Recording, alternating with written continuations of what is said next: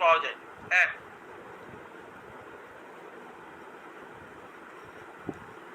এটা হচ্ছে আপনি যদি লিকুইড ফরমেশন পান তাহলে আপনি 40 ml করে দুবার খাইয়ে দেবেন খাওয়া দাওয়ার আগে।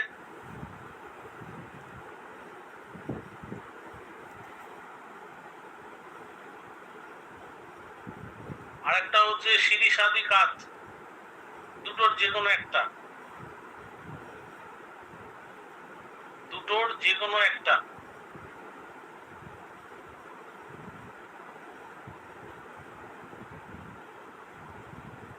বুঝতে পেরেছেন? 40 ml করে দুবার দেবেন খাওয়া দাওয়ার আগে। এগুলি তো আমাদের দেশে পাওয়া যায় না সাধারণত। খোঁজ করে দেখবেন, ঠিক আছে না? খোঁজ করে দেখবেন, যদি দেখেন যে পাওয়া যাচ্ছে না তখন বলবেন, আমি এখান থেকে ব্যবস্থা করে দেবো, পেয়ে যাবেন। কিন্তু ট্রিটমেন্টটা এমন হওয়া চাই যাতে আপনাদের কাছে মানে প্রচুর লোক আসে এবং অ্যালার্জির জন্য, যেখানে অ্যালার্জির সমস্যা কেউ সারাতে পারে না, এটা আমি একদম নিশ্চিত। আমি একদম নিশ্চিত ভাবে বলছি অ্যালার্জি সারানো খুব কঠিন ব্যাপার। ম্যাক্সিমাম দেখবেন রেজাল্ট নেই, আপনি একটু খোঁজ নেবেন, নিয়ে দেখবেন কোনো রেজাল্ট নেই।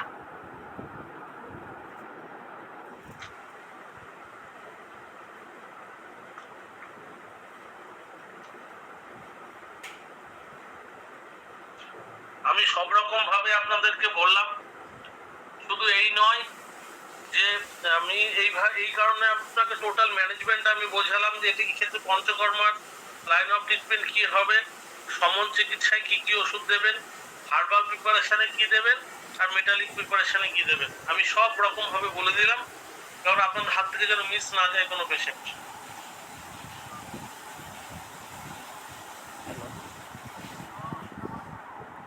পঞ্চকর্ম দিয়ে কি পুরোপুরি ভালো করানো সম্ভব?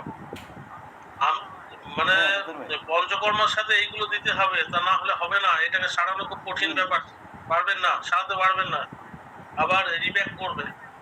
আর আমি যেভাবে লাইন অফ ট্রিটমেন্ট আজকে বলে দিলাম, এইভাবে করবেন, দেখবেন ঠিক হয়ে গেছে পেশেন্ট। যখন দেখবেন ওষুধের ডোজ কমে গেছে তখন শুধুমাত্র সব কি একসাথে খাইছে একে ইমিউনিটি বুস্টিং এর জন্য কিছু দেবেন, আর হচ্ছে ওই মাঝে মধ্যে দুধ দিয়ে হলুদ খাবে।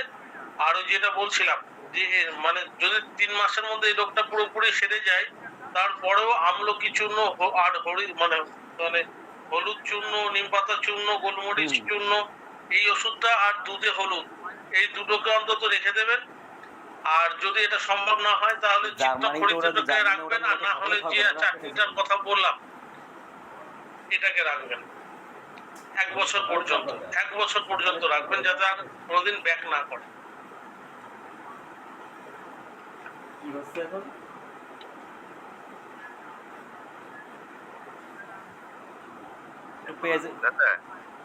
আসলে অ্যালার্জিক কন্ডিশনে বা এই ধরনের রোগে তো আসলে রোগীরা ওষুধ খেয়ে খেয়ে খুব কষ্টকর, মানে তারা চায় যে একটু তাৎক্ষণিক রিলিফ হইতে, যার কারণে এই সমস্যা হচ্ছে আর কি।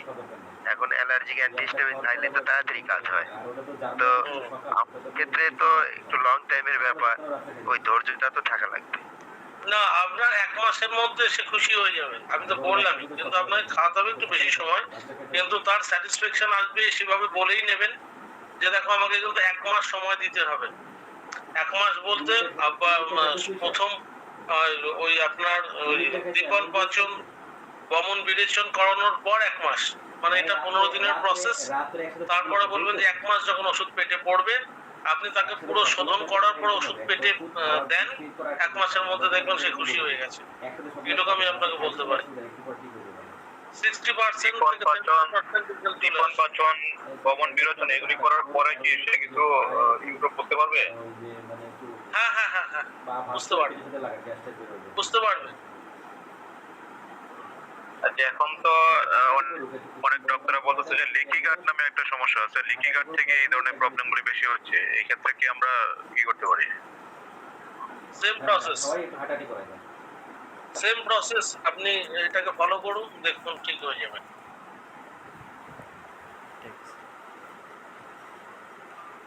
ফাঙ্গাল ইনফেকশনের ক্ষেত্রে কি করতে পারবো? ফাঙ্গাল ইনফেকশনের ক্ষেত্রে ইয়ে করেন, ওই ওই এর আগে উনি যিনি বললেন না, সাজিদ বাবু, ওনার নাম হচ্ছে সাজিদ বাবু আর কি। যাই হোক, উনি যেটা করছেন ওই মহামরিচাদি তেল, মহামরিচাদি তেল একটুখানি মেশান। আপনার কাছে যে তেল আছে ওই তেলের সঙ্গে ওটাকে 50-50 করে মেশান, মিশিয়ে আপনি দেন।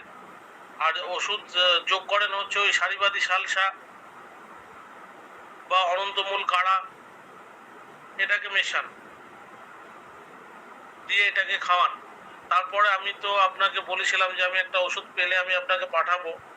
ওষুধটা আসতে হয়তো আর আমি এক জায়গায় অর্ডার করেছি, আমার কাছে আসবে হয়তো 4-5 দিন বাদে। আমি ওটা পেলে আমি আপনাকে একটা টিউব পাঠাবো, ওটাকে ইউজ করবেন, ঠিক আছে? ঠিক হয়ে যাবে, কোনো চিন্তা নেই। আর কিন্তু ট্যাবলেট গুলো যা আছে, রক্তশোধক যা কিছু, সেটাকে ওইভাবে খাওয়াতে থাকেন। এই আজকে দুই একটা পেশেন্টকে ফোন দিয়েছিলাম, আমি সবগুলি পেশেন্টের মোবাইল নাম্বার রেখে দিচ্ছি, ফোন দিয়ে কথা বলছি, কিন্তু তেমন একটা ইমপ্রুভ এখনো হচ্ছে না যাদেরকে ওষুধ দিয়েছি। আচ্ছা, আপনি একটা কাজ করেন, মহামরিচাদি তেল ওটার সঙ্গে মেশান, ঠিক আছে না?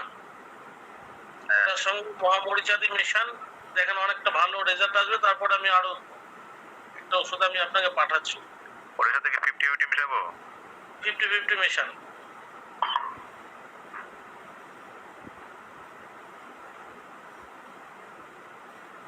আর ওই সারিবাতিটা দেন, হ্যাঁ, সারিবাতিটা খেতে দেন। মোটামুটি 1 মাস কন্টিনিউ খাওয়ান, সেরে গেলেও খাওয়ান, যাতে মানে রিব্যাক না করে।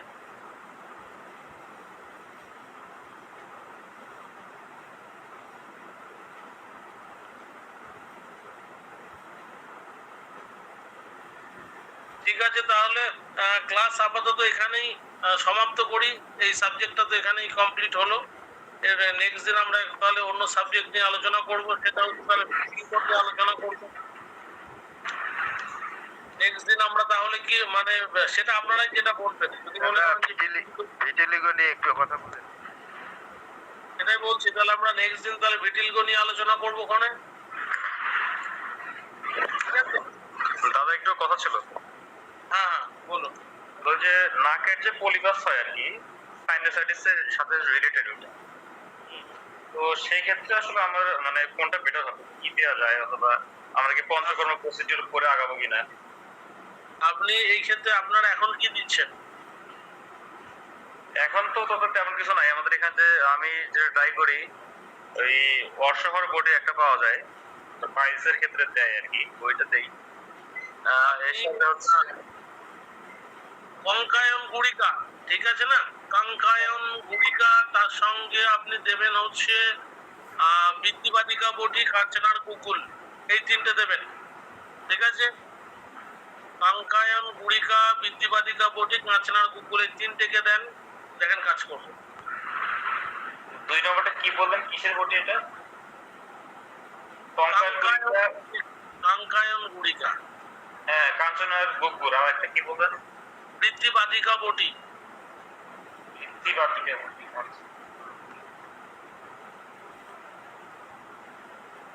ঠিক আছে?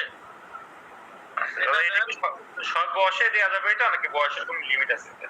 না না না, বয়সের ব্যাপার নেই, তবে আপনি যা দেবেন মোটামুটি ডোজ, যদি ট্যাবলেটের সাইজ যদি 125 mg বা 250 mg এর মধ্যে হয় মোটামুটি, তাহলে পরে আপনি 10 বছরের উপরের যদি বাচ্চা হয় তাহলে দুটো করে দুবার দিতে পারেন। আর আরেকটা হচ্ছে পেটেন্ট মেডিসিন বলি সেফটিলিন, আর হচ্ছে যে ব্রিসল, এটা হচ্ছে হিমালয়া ড্রাগস কোম্পানির ভালো ওষুধ। তো এটা সাইনোসাইটিসের ক্ষেত্রে কাজ করবে, পলিপসের নয়। বা আর পলিপসের জন্য যদি আলাদা করে কাজ করতে হয়, আমি যে তিনটে নাম বললাম এই তিনটে। এবার আপনি নস্যকর্ম দিতে পারেন, নস্যকর্ম তো ভালো হয়, তবে এই ক্ষেত্রে যে নস্যকর্ম যেটা দিয়ে করবেন সব থেকে বেস্ট রেজাল্ট আসে বকফুলের পাতার রস। আচ্ছা, নস্যকর্ম যদি দেন, ডাইরেক্ট পাতার রস 2-4 ফোঁটা করে এক একটা নাকে দিয়ে দেন। বকফুলের ছবি সেন্ড করা যাবে আমাদেরকে? বকফুল আপনারা চিনতে পারছেন না? হ্যাঁ, আমি যেটা চিনতেছি, কিন্তু এটা আশেপাশে কোথাও পাচ্ছি না। আপনি একটু ব্যাখ্যা দিন, তাহলে আমি বুঝি।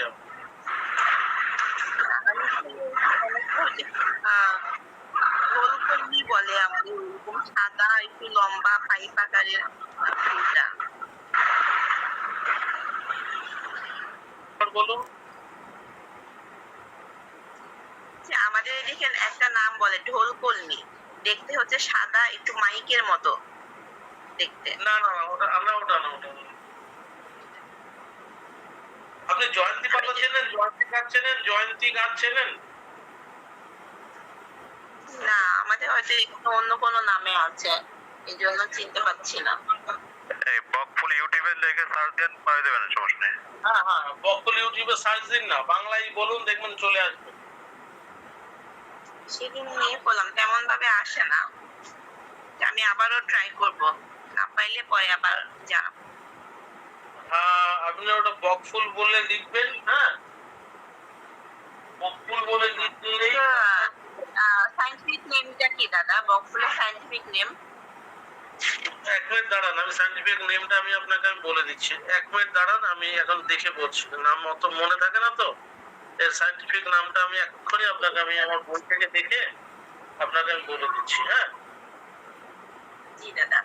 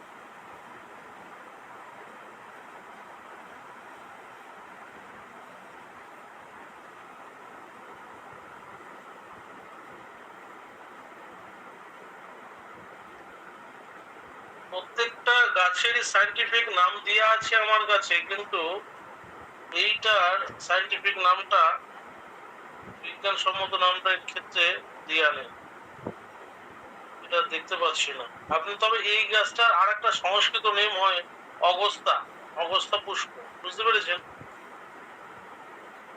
সায়েন্টিফিক নামটা এটা দেওয়া নেই, দেখতে পাচ্ছি। আচ্ছা যাক, আমি আপনাকে ছবি তুলে তাহলে আমি এখানে সেন্ড করে দেবো কোনে, ঠিক আছে না? সব থেকে বেস্ট হবে, আমি ছবি তুলে আপনাকে সেন্ড করে দিচ্ছি,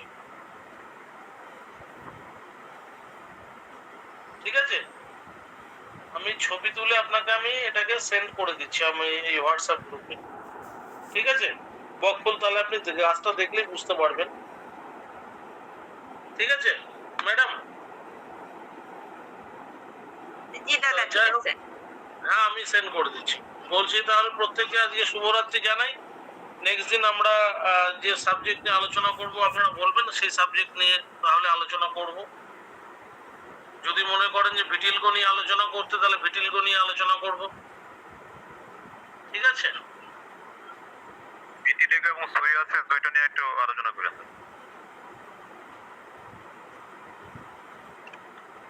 ভিটিলগো এবং সোরিয়াসিস, জি জি, ঠিক আছে, ওকে ওকে।